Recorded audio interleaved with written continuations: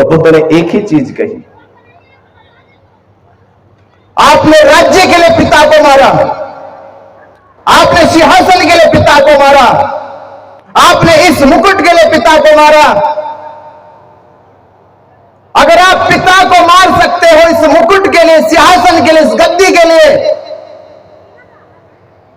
तो जाओ अपने राज्य के लोगों को अब इस गद्दी के, सिंहासन के लिए, इस मुकुट के लिए किसी को भूखा मरने मत देना, किसी को बीमारी से मरने मत देना, किसी को लाचारी से मरने मत देना, किसी को तकलीफ से मरने मत देना, किसी को जाति और धर्म के नाम पर लड़ने से मरने मत देना।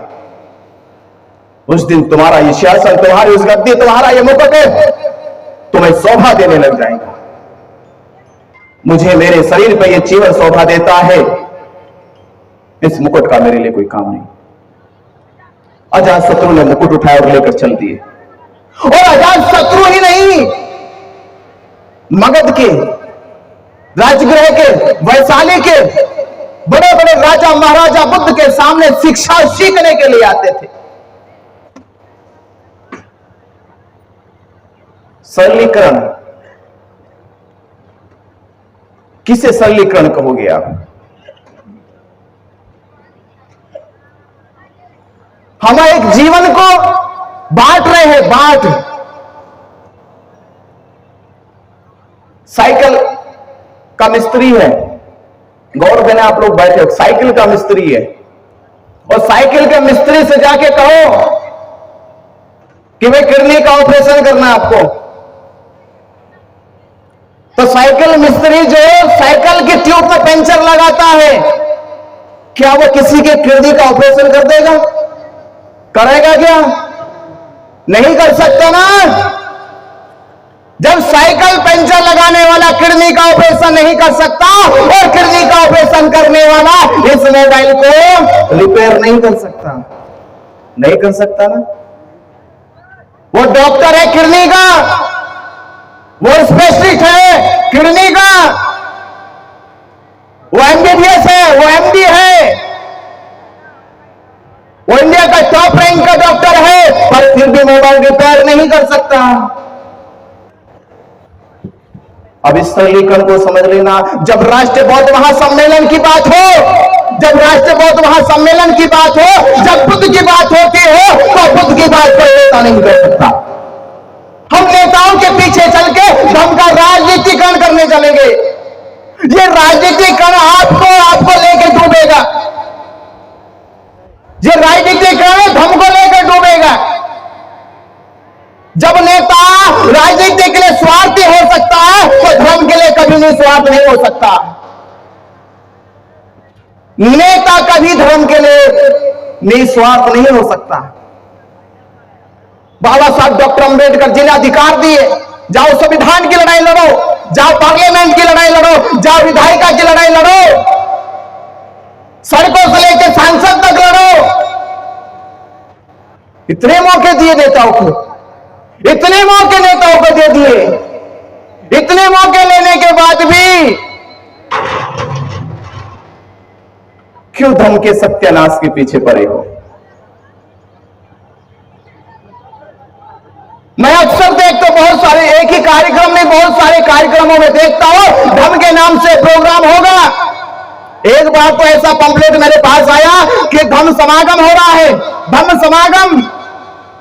और उस धर्म समागम में जब मैंने पंपलेट के नीचे नाम देखे, ना तो कोई बौद्ध भिक्षु, ना कोई बौद्धाचार्य, ना कोई धम्माचार्य, सारे बड़े बड़े नेता के लोग नाम लिखे हुए, बड़े बड़े नेता, सुपरस्टार नेता।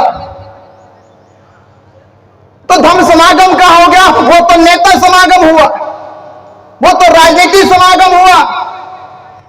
ईमानदारी से काम करना होगा, बेईमानी से काम मत कीजिएगा। बेईमानी हमेशा व्यक्ति को स्वार्थी बनाएगी, और ये स्वार्थ का स्वाद आपको किसी काम का नहीं छोड़ने वाला, ले डूबेगा आपको। ये भारत देश के अंदर एक ही प्रोग्राम हमारे नहीं होते, प्रोग्राम तो धार्मिक और भी होते हैं। अरे अभी मैं एक वीडियो देख रहा था, आपके जो हमारे देश के सबसे चर्चित बाबा बागेश्वर धाम वाले का, वो रांची में गया, वो नागपुर में गया। नितिन गडकरी, हमारे देश के नेताओं की तो इतनी औकात भी नहीं है, जिसे हम बहुजन समाज के इतने बड़े नेता नहीं है। नितिन गडकरी मोदी के बाद दूसरा नेता है।